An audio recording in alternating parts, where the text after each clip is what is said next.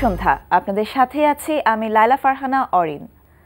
প্রিয় দর্শক শ্রোতা, সবাইকে স্বাগত জানাচ্ছি শুভ সন্ধ্যার আজকের আয়োজনে।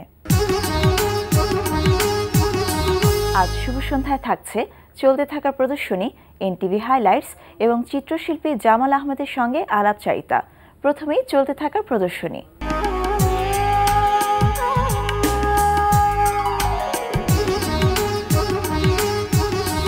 শুরুতেই জানিয়ে দিচ্ছি ঢাকার বিভিন্ন গ্যালারিতে চলতে থাকা প্রদর্শনীর সময়সূচি।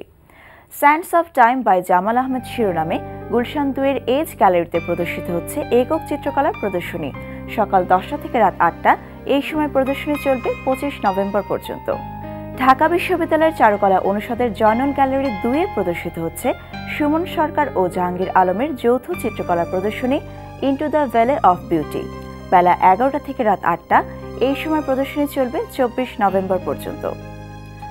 আলিয়াস ফ্রসেসের লা গ্যালারি ও গ্যালারি জুমে প্রদর্শিত হচ্ছে শিল্পী মোহাম্মদ আব্দুল গফফর বাবুর একক চিত্রকলা প্রদর্শনী সময়ের ছাপ। প্রদর্শনী চলবে 29 নভেম্বর পর্যন্ত। ইতালির শিল্পী তার শীতর শিল্পকর্ম নিয়ে শাহবাগ জাতীয় জাদুঘরের নলিনীকান্ত ভট্টশালী গ্যালারিতে প্রদর্শিত হচ্ছে ইতালীয় শিল্পকর্ম প্রদর্শনী। প্রদর্শনী চলবে 30 নভেম্বর পর্যন্ত। এবার এনটিভি হাইলাইটস।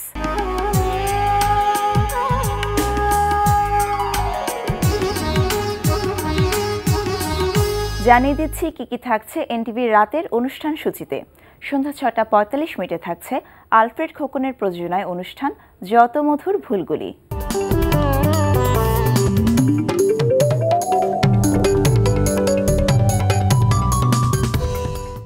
রাত 8:20 থাকছে ফেরদৌস হাসানের পরিচালনায় ধারাবাহিক নাটক মায়া। আপনি চিনতে পারোনি? না, মানে আপনাকে আসলে কখনো সাদা পোশাকে দেখিনি। ভালো লাগছে না? সুন্দর। তোমার সঙ্গে দুটো ছেলে ছিল না, তানভীর আর আরেকটা ছেলের নাম যেন কি? ফাহিম। আরে ওই যে তোমার ফুটপাতের ছাত্ররা। জি স্যার। ওরা কোথায়? কেন স্যার? ওদের মানিব্যাগের সূত্র ধরেই তো কবিরের লাশ পেয়েছেন। রাত 9টায় দেখবেন আলফ্রেড খোকনের প্রযোজনায় ফারাহ শারমিনের উপস্থাপনায় সঙ্গীতানুষ্ঠান তারায় তারায় রচিত।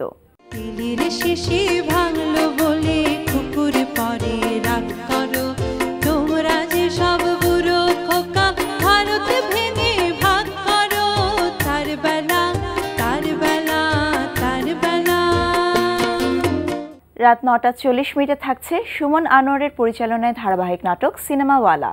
আসলাম ভাই, মুখ সামলায় কথা বলেন।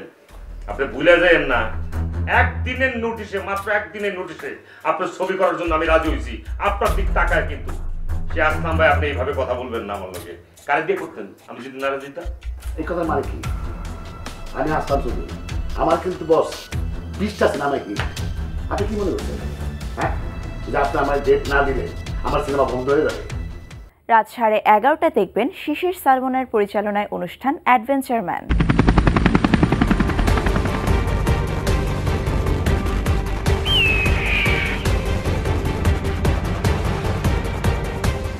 রাত 12:10 রয়েছে টক শো এই সময়।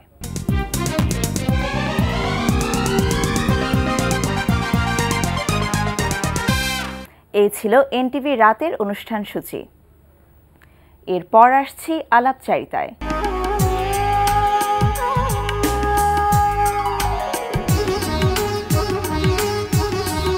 Sands of time by Jamal Ahmed শিরোনামে গুলশান 2-এর এজ গ্যালারিতে প্রদর্শিত হচ্ছে একক চিত্রকলা প্রদর্শনী।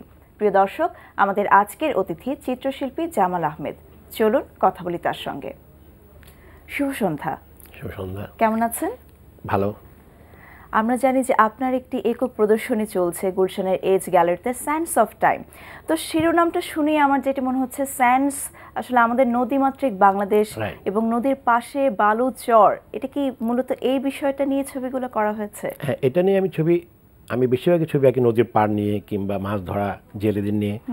যে আমার ছবি ক্রিয়েট করছে, লেখা যে লিখবে আর কি, সে বললো এই নামটা ভালো হবে।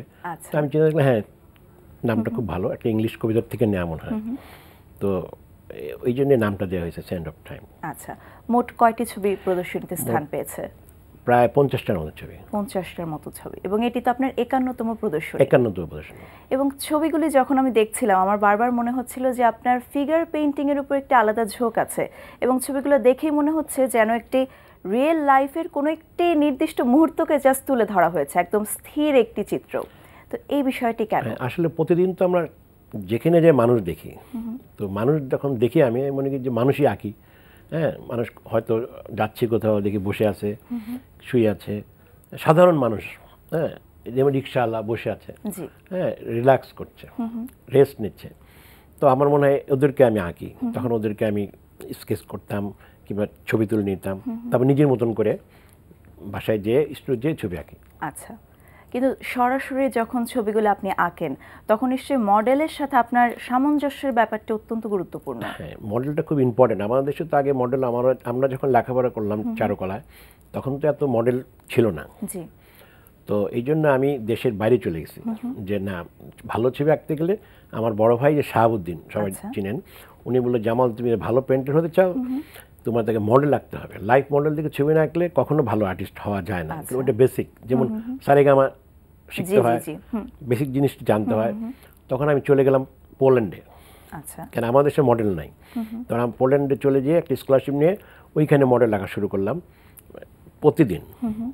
তো ওইখান থেকে আমার মানুষ কিংবা এই ছবি আঁকার মানুষ কিংবা পোর্ট্রেট আঁকার ঝোঁকটা শুরু হলো বেশি। এবং পরবর্তীতে আপনি জাপানেও এই বিষয়ের উপরই পড়াশোনা করেছেন। হ্যাঁ, জাপানেও পরে আমি স্কলারশিপ নিয়ে জাপানে গেলাম। 5 বছর জাপান থেকে আমি মাস্টার ডিগ্রি করে দেশে আসছি। আচ্ছা, এই যে ফিগার পেইন্টিং এর উপর আপনার যে ঝোঁক, এটা কি আগে থেকেই ছিল নাকি কোনো একটি বিশেষ ঘটনার পরে তৈরি হয়েছে? না, আগে তো ফিগার ছোটবেলায় তো শুধু যা আঁকতাম ল্যান্ডস্কেপ আঁকতাম, মনের থেকে আঁকতাম, ইচ্ছা মতো না, ইমাজিনেশন আঁকতাম। তো যখন চারুকলা ভর্তি হলাম তখন তো বেসিক আমাকে শিখতে হবে। তখন আর কি ফিগার আমাদের শিখাতো, কিন্তু আমাদের ফিগার খুব অ্যাভেলেবেল ছিল না। তো তখন আমি বললাম চলে গেলাম পোল্যান্ডে পড়ালেখা শেষ করে। আপনি যখন বলছিলেন যে চারুকলা যখন শুরু করলেন তখন এই ধরনের পেইন্টিং আঁকার তেমন একটা প্রচলন ছিল না, কিন্তু এখন যখন আপনি ফিরে এসেছেন এবং বর্তমানে আপনি চারুকলাতে অধ্যাপনারত হিসেবে আছেন, তো এখন কি মনে হচ্ছে, এখন কি সেই পরিবর্তনটি এসেছে? অনেক পরিবর্তন। এখন আমাদের মডেল পাওয়া যাচ্ছে, মডেল সবাই দিচ্ছে। আচ্ছা। হ্যাঁ, ছেলে মেয়ে সব ধরনের মডেল ইচ্ছা করলে আঁকা যায়। তো এখন অনেক বেটার। ইভেন কি তখন আমরা যখন ছবি আঁকতাম তখন তো ম্যাটেরিয়ালসটা তো পাওয়া যেত না, আর্ট ম্যাটেরিয়ালস। এখন সব পাওয়া যায় বাংলাদেশে। তো এখানে আপনার প্রিয় ছবিটি কোনটি? আসলে আমি যখন এক্সিবিশন করি, যতবার করেছি, তখন প্রথমে আমি একটা কিংবা দুটো ছবি বেছে নিই, মানে এই ছবি দুটো আসল হবে, মানে বেস্ট মানে আমার জন্য খুব গুরুত্ব দিয়ে ছবিগুলো আঁকবো। বাকিগুলো আঁকি, কিন্তু ওটা বড় ছবি কিংবা সময় বেশি নেই। হ্যাঁ, যেমন এখানে একটা করেছি এবার 10 ফিট বাই 6 ফিট, ওটা হলো ঘাট। আমি বেনারসে গিয়েছিলাম এবার। বেনারসে ওই যারা গোসল করছে মেয়েরা, কেউ পূজা করছে, কেউ সাঁতার কাটছে, ওই কেউ পানি নিচ্ছে, ওইটা একটা বিরাট ছবিটা আমি দেখাতে পারলে ভালো হতো। তো ওই ছবিটা আঁকলাম 10 ফিট বাই 6 ফিট। ওটাকে বড় ক্যানভাস, ওইটাকে মেন মনে করলাম। তারপরে আমি ওটার সঙ্গে আশেপাশে আরো কতগুলো ছবি এঁকে প্রদর্শনীটা শুরু করছি। আচ্ছা, কোন মাধ্যমে এঁকেছেন ছবিগুলো? আমি বেশিরভাগ অ্যাক্রিলিক, কয়েকটা চারকোল এবং পেস্টাল দিয়ে। আচ্ছা, কালার নির্বাচন বা রং নির্বাচনের ক্ষেত্রে কোন রংগুলো আপনি প্রাধান্য দিয়েছেন? আসলে ছবিটা তো যখন ছবি আঁকে তখন তার জানি না কি কালার নিব, যা সামনে যেটা পড়ে মডেল কিংবা আমার ল্যান্ডস্কেপ, তখন আমি ওটার সঙ্গে আমি যা ফিল করি তখন সেই কালারই নেই। তো আমার ছবি বেশিরভাগ একটু গ্রে কালার, আমার মনে হয় একটু বাংলাদেশের মাটির কালারটা আমি বেশি পছন্দ করি।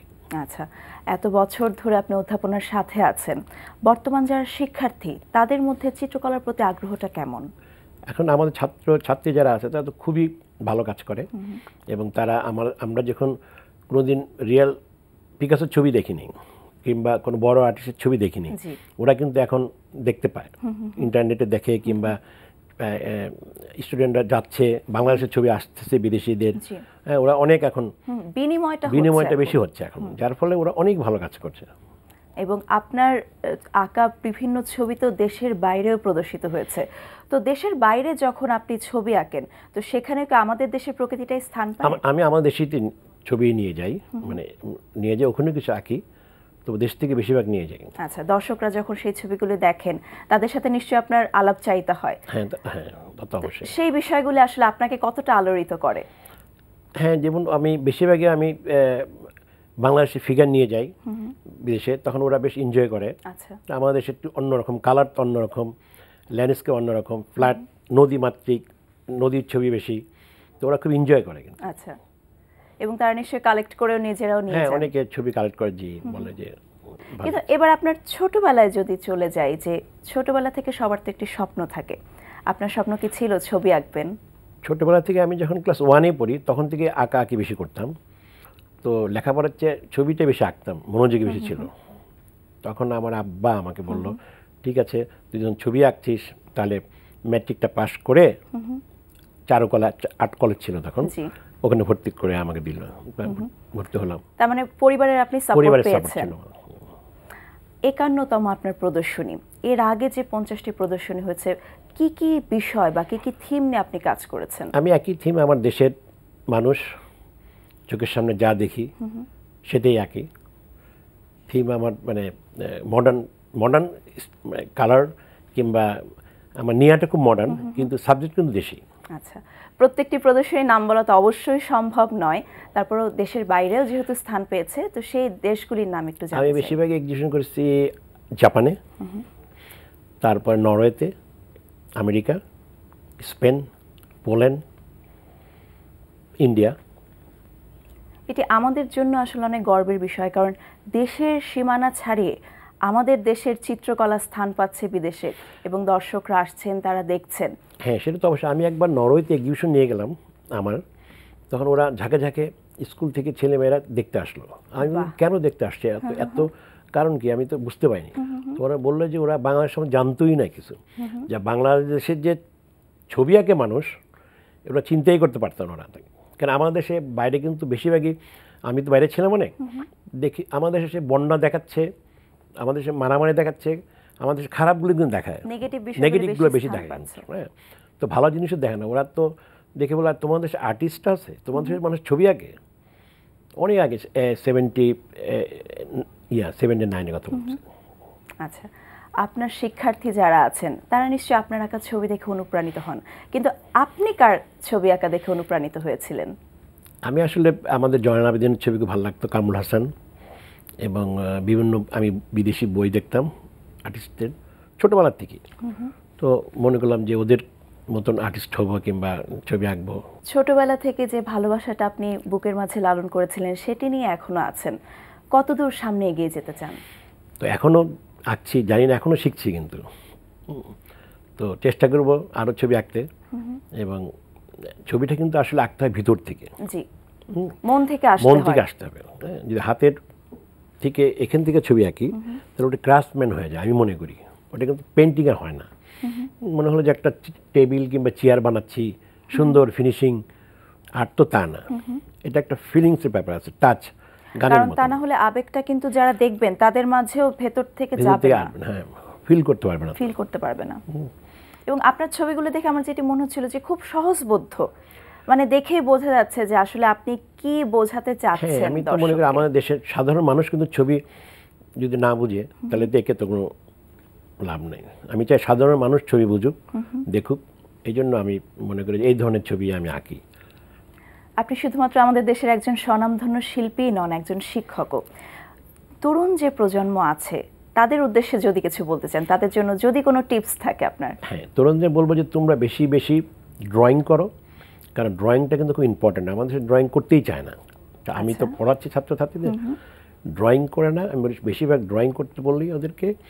আর আউটডোরে কাজ করতে বলি, যে ন্যাচারে যাও, দেখে করো। তারপরে তুমি যখন দেখে করতে করতে তোমার ভিতরে রং, সাবজেক্ট সব কিছু তুমি ফিল করতে পারবে, তারপরে তুমি কিছুটা পরে ঘরে বসে আঁকতে পারো স্টুডেন্টদের। কিন্তু এখন আমি ছাত্রছাত্রীদের বেশিরভাগই বলি যে তোমরা দেখে আঁকো, ফটো তুলে না, ফটোর মাধ্যমে না, রিয়েল লাইফ দেখে, তার মানে প্রকৃতির কাছাকাছি যে তারপর ছবিগুলো আঁকা, কিংবা যে ছবিটা আঁকবা মডেল ওকে দেখে আঁকো, এটা আমি ওদেরকে বলি বেশিরভাগই।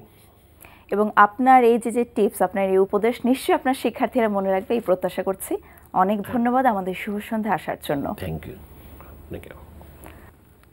প্রিয় দর্শক, কথায় কথায় আমরাও চলে এসেছি অনুষ্ঠানের শেষ প্রান্তে।